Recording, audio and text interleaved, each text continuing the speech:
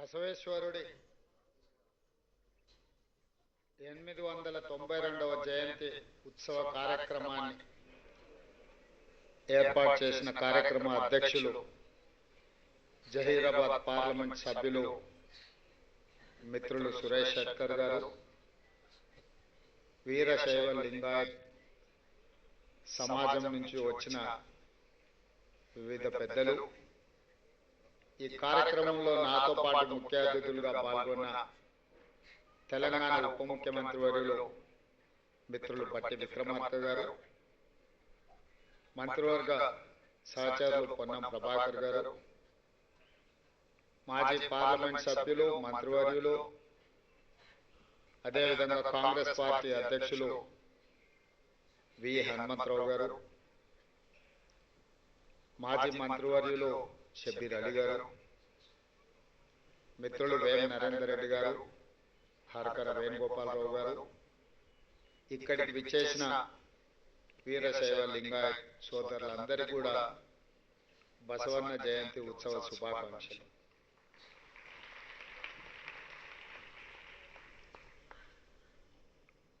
బసవన్న సామాజిక చైతన్యం కలిగించిన సంఘ సంస్కర్తనే కాదు, సమాజంలో అనేక మార్పులకు పునాదులు వేసి 12వ శతాబ్దంలోనే ప్రపంచ పరిజ్ఞానాన్ని అందిపుచ్చుకొని సమాజంలో రావలసిన మార్పులను ఏ విధంగా తీసుకురావాలన్న ఆలోచన ఈ సమాజానికి అందించిన గొప్ప విప్లవకారుడు. విప్లవకారుడు అంటే తుపాకీ పట్టుకుంటేనే విప్లవకారుడు కాదు, సమాజంలో ఒక రాడికల్ చేంజ్ కోసం ప్రయత్నం చేసే వాళ్ళు ఎవరైనా విప్లవకారులు.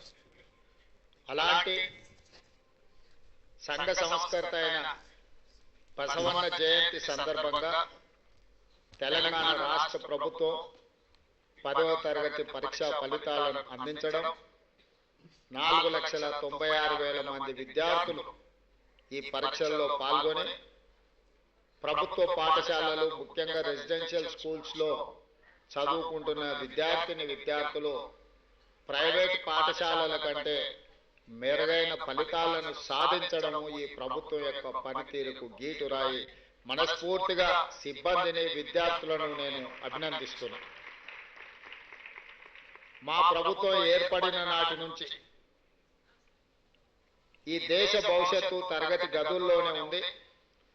ఈ దేశంలో సమూలమైన మార్పు రావాలి అంటే ప్రతి వాడికి నాణ్యమైన విద్యను అందించాలి అనే ఆలోచన లక్ష్యంతో బసవన్న స్ఫూర్తితోనే మా ప్రభుత్వం పనిచేస్తుంది. మీకు అందరికీ తెలుసు, కన్యాకుమారి నుంచి కశ్మీర్ వరకు 150 రోజులు 4,000 కిలోమీటర్లు మండు టెండర్లు, మంచు కొండలు మన నాయకుడు రాహుల్ గాంధీ గారు పాదయాత్ర చేస్తున్న సందర్భంలో ప్రతిరోజు సాయంత్రం ఆ రోజంతా వారు నడిచి ప్రజలలో మమేకమై ప్రజలు తెలియజెప్పిన అంశాలను వారు విని ప్రతిరోజు సాయంత్రం వారు ఒక 15-20 నిమిషాలు ప్రజలతో మాట్లాడేవారు.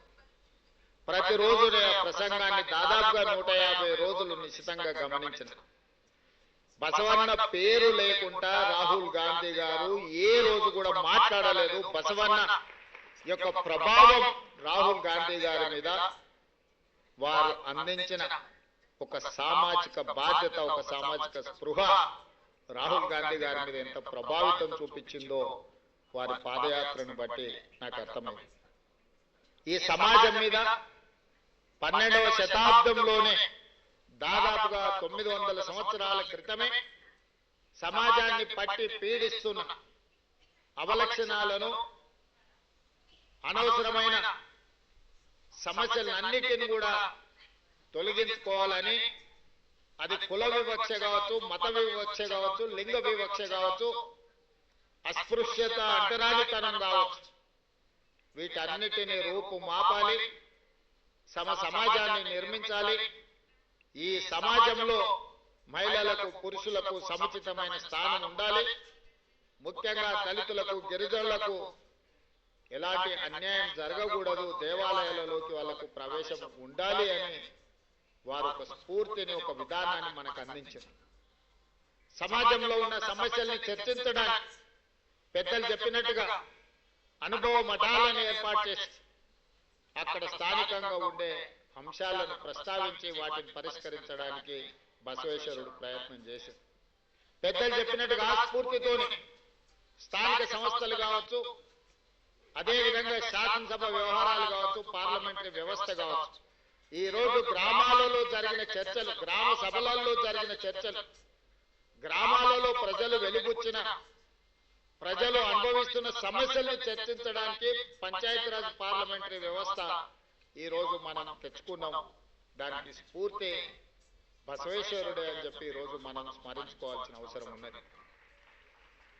12వ శతాబ్దంలో బసవేశ్వరుడు కావచ్చు, లేదా జ్యోతిరావు పూలే కావచ్చు, లేదా డాక్టర్ బాబాసాహెబ్ అంబేద్కర్ గారు కావచ్చు, లేదా మహాత్మా గాంధీ గారి సిద్ధాంతం కావచ్చు, ఇవన్నీ కూడా సమాజంలో సమూలమైన మార్పులు వచ్చి ప్రతి మనిషికి సమానమైన హక్కులు కల్పించాలి, ప్రతి మనిషి గౌరవంగా బ్రతకాలి, ఆ గౌరవంగా బ్రతకడానికి అవసరమైన ప్రణాళికలు ప్రభుత్వాలు చేయాలి, ప్రజలు ఎన్నుకున్న ప్రభుత్వం విధానపరమైన నిర్ణయాలు తీసుకొని పరిపాలనతో ముందుకు వెళ్తుంటే అందులో ఉన్న సమస్యలని, లోటుపాట్లను విశ్లేషించి విశదీకరించి ప్రభుత్వానికి అవసరమైన సలహాలు సూచనలు ఇచ్చి, ఒకవేళ ప్రతిపక్షాలు ఇచ్చిన సలహాలు సూచనలు పాటించకపోతే ఆ ప్రభుత్వానికి వ్యతిరేకంగా నిరసన కార్యక్రమాలు తెలపడానికి, అవసరమైతే రాస్తారోకోలు చేయడానికి, అవసరమైతే ధర్నాలు చేసి ఆమరణ నిరాహార దీక్ష వరకైనా వెళ్ళి ప్రభుత్వం చేస్తున్న తప్పిదాలను సరిదిద్ది ప్రజలకు ఒక సుపరిపాలన అందించడానికి ప్రతిపక్ష పార్లమెంటరీ వ్యవస్థను మనం ఏర్పాటు చేసుకున్నాం. పాలక పక్షం తీసుకునే నిర్ణయాలు, ఆ నిర్ణయాల ద్వారా జరుగుతున్న రాష్ట్రంలో, దేశంలో పరిపాలనలో ఉన్న లోపాలను ఎత్తి చూపడానికే ప్రతిపక్ష వ్యవస్థ ఈ రోజు మనం ఏర్పాటు చేసుకున్నాం. ఈ వ్యవస్థలన్నీ కూడా ప్రజల యొక్క సంక్షేమం, ప్రజల యొక్క అభివృద్ధి, ప్రజల యొక్క జీవన ప్రమాణాలు పెంచడానికే మనం అందరం కలిసి ఏర్పాటు చేసుకున్నాం. అదే మన భారత రాజ్యాంగం, డాక్టర్ బాబాసాహెబ్ అంబేద్కర్ గారు మనకు అందించిన వరం. ఆ డాక్టర్ బాబాసాహెబ్ అంబేద్కర్ గారు అందించిన వరమే ఈ ప్రజాస్వామ్య పార్లమెంటరీ వ్యవస్థ, ఈ శాసనసభ. మరి ఈ శాసనసభలో దాదాపుగా డిసెంబర్ 7, 2023 నుంచి ఈ రోజు వరకు ముఖ్యమంత్రిగా నేను, సభానాయకుడు, ఉప ముఖ్యమంత్రిగా మా మిత్రుడు, లేదా మా మంత్రివర్గ సహచరులు, మా ఎంపీలు, మా ఎమ్మెల్యేలు, ఎమ్మెల్సీలు, లేదా మమ్మల్ని గెలిపించిన వాళ్ళందరం కూడా మేము బాధ్యతతో ప్రజల దగ్గరికి వెళ్ళి ప్రజా సమస్యలు తెలుసుకొని ఎన్నికల సందర్భంలో మేము ఇచ్చిన హామీలను అమలు చేసే ప్రయత్నం చేస్తున్నాం. ఈ అమలు చేసే క్రమంలో వచ్చిన విమర్శలను శాసనసభలో చర్చించి తద్వారా సమాధానం ఇచ్చి వాళ్ళకున్న అనుమానాలు నివృత్తి చేయడానికి మేము శాయశక్తుల ప్రయత్నం చేస్తున్నాం. మరి ఈరోజు ఇక్కడికి వచ్చిన మిత్రుల ద్వారా 4 కోట్ల తెలంగాణ ప్రజల్ని నేను అడగదలుచుకున్నా. నిన్నగాక మొన్న ఒక ఆయన వరంగల్లో ఒక పెద్ద సభ పెట్టింది. సంతోషం, మీ పార్టీ ఏర్పడి 25 సంవత్సరాలు అయింది. మీరు వజ్రోత్సవాలు, విజయోత్సవాలు ఏం చేసుకుని మాకేం అభ్యంతరం లేదు. ప్రజాస్వామ్యంలో ఇదొక భాగం. 140 సంవత్సరాల చరిత్ర కలిగిన కాంగ్రెస్ పార్టీకి మేము ప్రాతినిధ్యం వహిస్తే 25 సంవత్సరాల చరిత్ర కలిగిన మీ పార్టీకి మీరు ప్రాతినిధ్యం వహిస్తున్నారు, మాకేం అభ్యంతరం లేదు. మీరు విజయోత్సవం సభలు ఏర్పాటు చేసుకుంటాం అంటే మంత్రి పొన్నం ప్రభాకర్ గారిని పిలిచి ఎన్ని వందల బస్సులు అడిగినా అన్ని వందల బస్సులు వాళ్ళకి ఇవ్వండి, వాళ్ళు అక్కడ సభ ఏర్పాటు చేసుకోనివ్వండి, వాళ్ళకు అవసరమైన అన్ని వెసులుబాట్లు కల్పించండి అని చెప్పి ఆర్టీసీ అధికారులనే కాదు, పోలీసు అధికారులను, అక్కడుండే మున్సిపల్ అధికారులను, కలెక్టర్లకు అందరికీ కూడా నేను సమీక్ష చేసి ఆదేశాలు ఇచ్చిన. ఎందుకంటే ప్రజాస్వామ్యంలో పాలకపక్షమే కాదు ప్రతిపక్షం కూడా బలంగా ఉండాలి. ప్రతిపక్షం ప్రజా సమస్యల్ని ప్రస్తావించాలి. వారు ప్రస్తావించిన ప్రజా సమస్యల్ని మేము పరిష్కరించడానికి వీలవుతుంది, పరిష్కరించాలన్న చిత్తశుద్ధితో వారు సభ నడుపుకోవడానికి సంపూర్ణంగా ఈ రాష్ట్ర ప్రభుత్వం సహకరించిందన్న మాట నిజం కాదా? మరి నేను మిమ్మల్ని అడుగుతున్నా, మీ అనుభవం గొప్పదే, మీ పార్టీ గొప్పదే, మీ పార్టీలో వందల కోట్ల రూపాయలు ఉన్నమాట నిజం, మీకు టీవీలు పేపర్లు ఫామ్ హౌజులు ఉన్నమాట కూడా నిజమే, మేమేం కాదంటలేదు. కానీ ప్రజల సమస్యలు మీరు ప్రస్తావించిందా? ఈ ప్రభుత్వం ఏ నిర్ణయం తీసుకుంటే ఆ నిర్ణయంలో ఉన్న లోపం లేదా ఈ ప్రభుత్వం తీసుకున్న నిర్ణయంలో మంచి అనేది మీకు ఎక్కడ కనిపించలేదా? మీ అనుభవంతో మంచిని అభినందిస్తూనే ప్రభుత్వాన్ని భుజం తడుతూనే మా వైఫల్యాలను ప్రశ్నించి ఆ ప్రశ్నించడం ద్వారా ప్రజా సమస్యను పరిష్కరించడానికి మీరు అక్కడ మాట్లాడి ఉంటే నిజంగానే ప్రజలు మిమ్మల్ని అభినందించి ఉండేవాళ్ళు. నేను ఈరోజు ఆ పెద్ద ఆయన ఒక మాట అడగదలుచుకున్నా.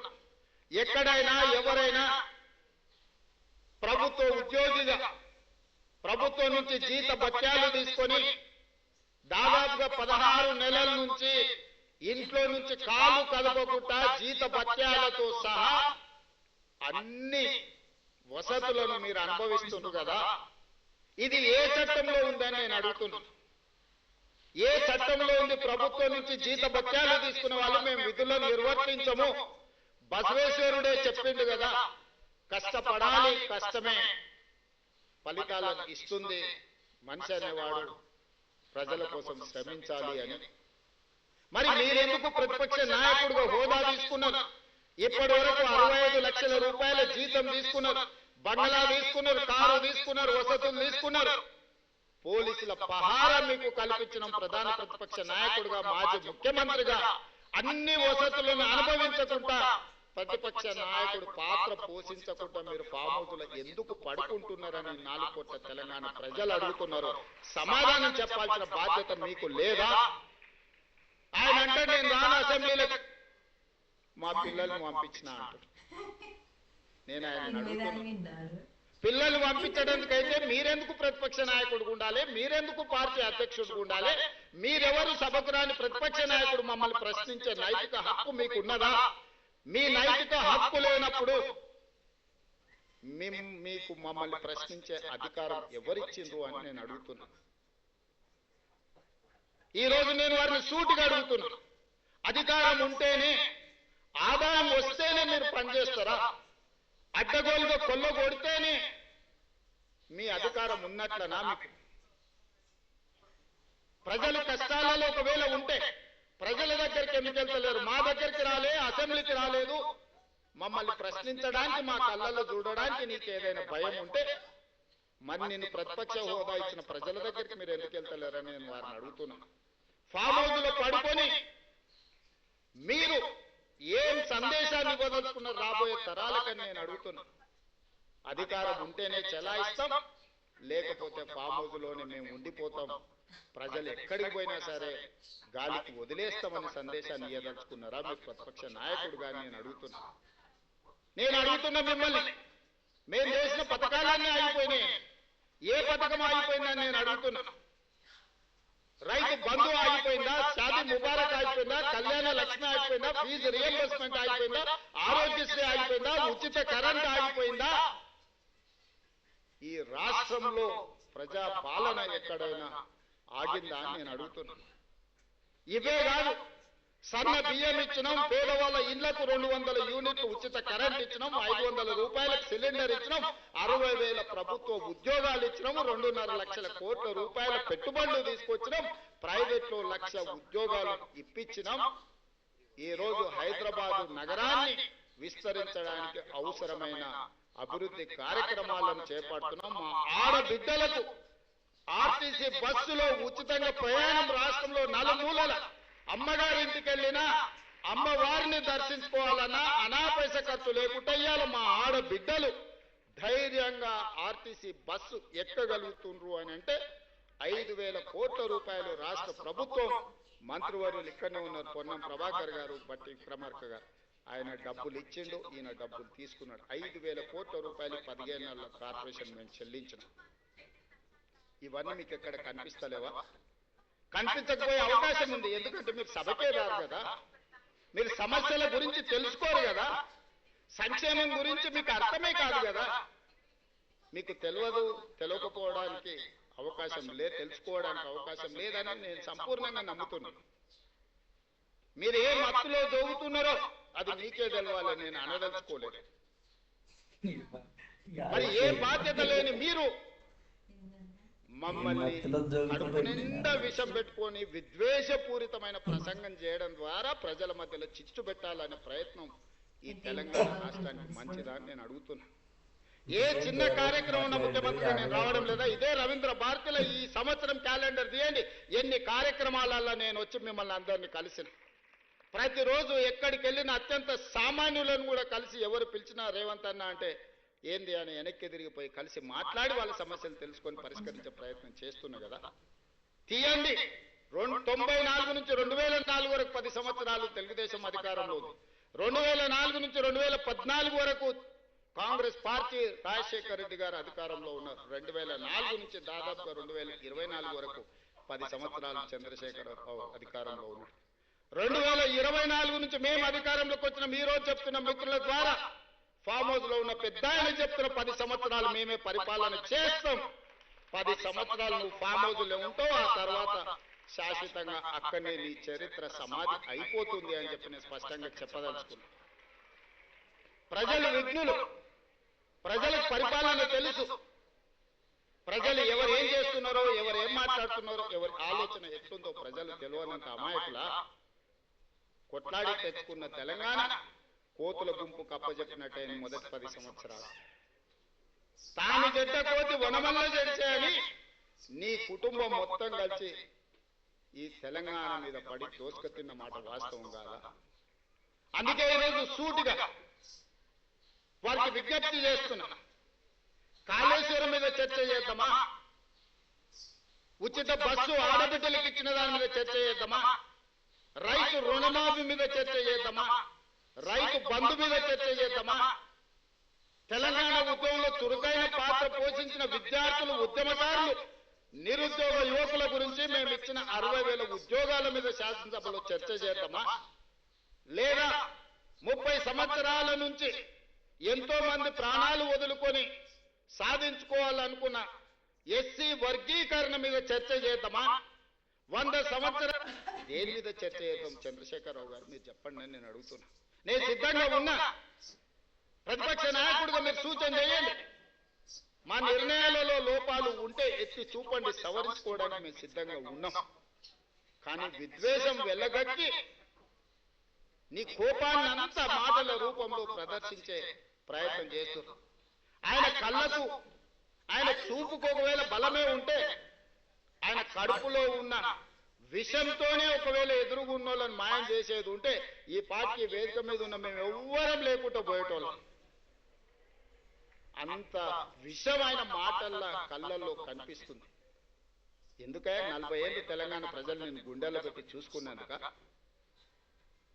కాంగ్రెస్ విలన్ అంటాడు. నాకు నిజంగా ఆశ్చర్యం కలిగింది. కనీసం మాట్లాడే ముందు మనం ఏం మాట్లాడుతున్నాం, మనం మాట్లాడిన తర్వాత ప్రజలు ఏ విధంగా తీసుకుంటారని ఆలోచన చేయాలి కదా. మనకు విచక్షణ ఉంది కదా, ఆలోచన ఉంది కదా. మాట్లాడకంటే ముందు ఏం మాట్లాడాలనో ఆలోచన చేయాలి. మాట్లాడిన తర్వాత ప్రజలేమి ఏ విధంగా తీసుకుంటారో కూడా ఆలోచన చేయాలి. మొట్టమొదటి విలన్ తెలంగాణకు విలన్ కాంగ్రెస్ పార్టీ అని ఎంత పెద్ద మాట అది. తెలంగాణ ఇచ్చినందుకు విలన్ అయిందా? మేము తెలంగాణ ఇస్తే 10 ఏళ్ళు నువ్వు తెలంగాణ ముఖ్యమంత్రి దోసుకొని టీవీలు పెట్టుకొని పేపర్లు పెట్టుకొని ఫామోజులు కట్టుకొని ఇంటిల్లి పాది పదవులు అనుభవించి కాంగ్రెస్ ఇచ్చిన తెలంగాణలో నువ్వు లబ్ధి పొందినందుకు కాంగ్రెస్ విలన్ అయిందా? అంటే ఇంక ప్రజలనాలే కాంగ్రెస్ ఏమన్నా అయ్యా మీరు తెలంగాణ ఇస్తే ఇగో ఆయన గట్ట తయారైండు, గిట్లా టచ్ వచ్చిన ఆంబోతులు మా మీద ఎందుకు వదిన అని ప్రజలేమన్నా ఆవేదన వెలిపుచ్చారంటే అర్థం ఉంది. కానీ నీకెక్కడిది అర్హత మాట్లాడడానికి? అంటే ఆయన ఆలోచన ఎట్లుందో ఒకసారి ఆలోచన చేయండి. ఆగమైందంటూ ఏం ఆగమైంది? నీ కుటుంబం ఆగమైందేమో. ఇంకో 10 ఏళ్ళు దోసుకుందాం అన్నది అర్థాంతరంగా ఆగిపోతే ఆగమైతుంది ఖచ్చితంగా. ప్రణాళికలు వేసుకొని ఉండొచ్చు కదా. మంది పిల్లలకు ఉద్యోగాలు ఇవ్వలేదు కానీ మీ ఇంట్లో మీ పిల్లల్ని ప్రజలు ఓడగొడితే మళ్ళీ దొడ్డిదారులు తెచ్చి చట్టసభలలో పెట్టలేదా? ప్రజలు చూస్తలేరా? అందుకే కదా మీ ఉద్యోగాల నుంచి తొలగించింది ప్రజలు మిమ్మల్ని. ఇవన్నీ చూసినాక ఓ పెద్ద మనిషిని ఏదో మాట్లాడుతుంటే చెప్పండి, 100 ఎలుకలు తిరిగిన పిల్లి తీర్థయాత్రలో పోయిందంటే నేను మొత్తం మారిపోయినా అని. వరంగల్ సభ పడుతుంది. చేసిన పాపాలన్నీ చేసి వరంగల్ పోయి నేను కడిగేసుకున్నా అని ఆయన అనుకుంటుండు.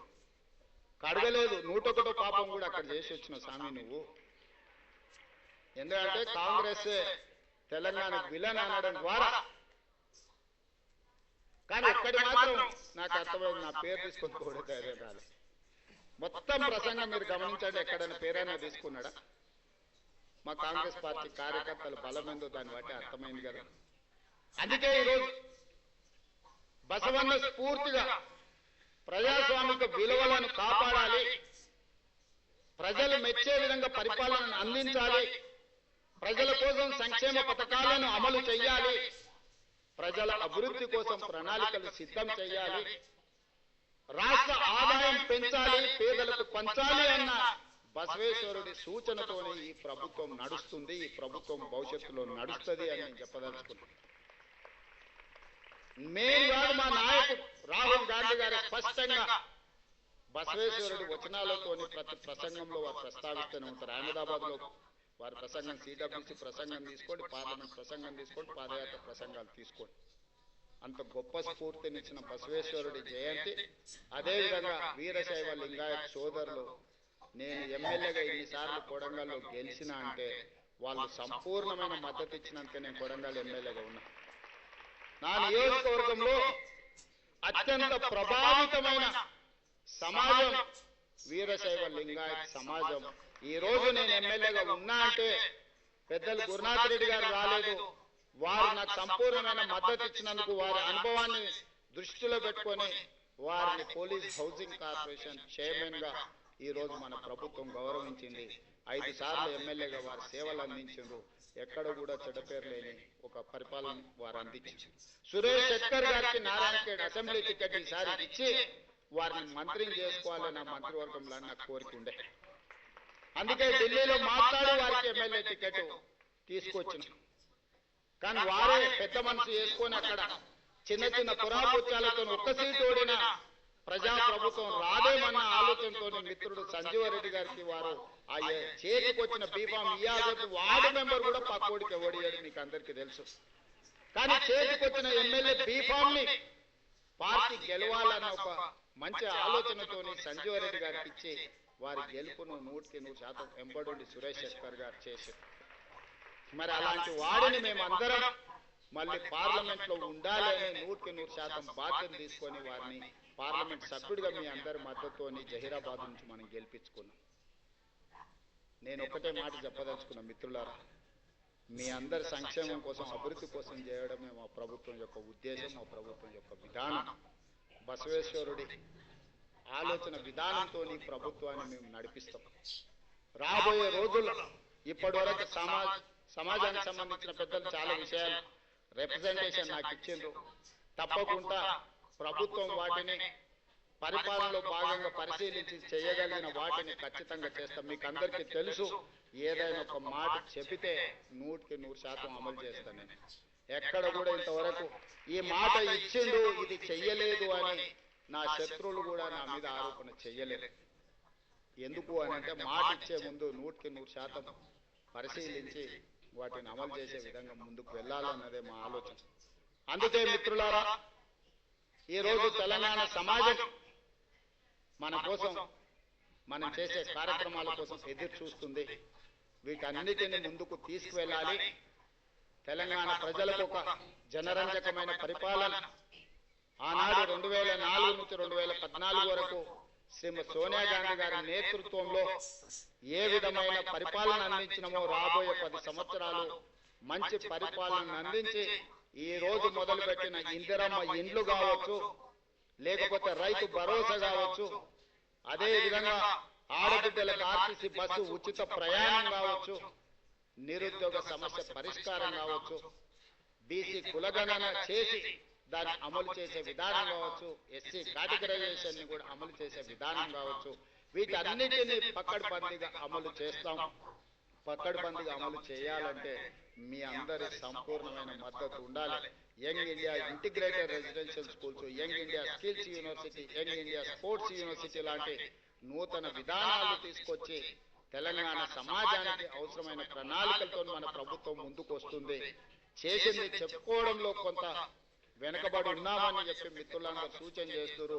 చెయ్యడమే నా లక్ష్యం. చెప్పేది మీ బాధ్యత, పైన మా పిల్లల బాధ్యత. మీ భవిష్యత్తు కోసం ఈ ప్రభుత్వం పనిచేస్తుంది. ఈ ప్రభుత్వం మీది, మీరే మా భవిష్యత్తు, మీరే, మీకోసమే ఈనాడు ఈ ప్రభుత్వం పనిచేస్తుంది. అందుకే ఈ వేదిక మీద నుంచి 10వ తరగతి ఫలితాలను విడుదల చేయడం ద్వారా బసవేశ్వరుడు సాక్షిగా మీ తరగతి గదుల్లోనే ఈ రాష్ట్ర దేశ భవిష్యత్తు ఉంది. మీరే మా అంబాసిడర్లుగా మారండి. ఈ ప్రభుత్వం చేస్తున్న మంచి పనులను మీ గ్రామాలలో చెప్పండి. నాయకుల కంటే కూడా స్వచ్ఛమైన మా పిల్లలనే మేము నమ్ముతున్నాం. మా కుటుంబ సభ్యులు మీరే మా వారధులుగా, మా ప్రతినిధులుగా పనిచేయండి.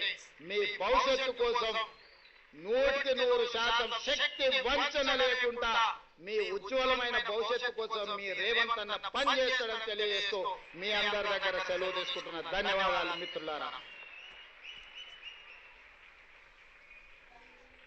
ప్రభుత్వ ప్రయత్నాలకు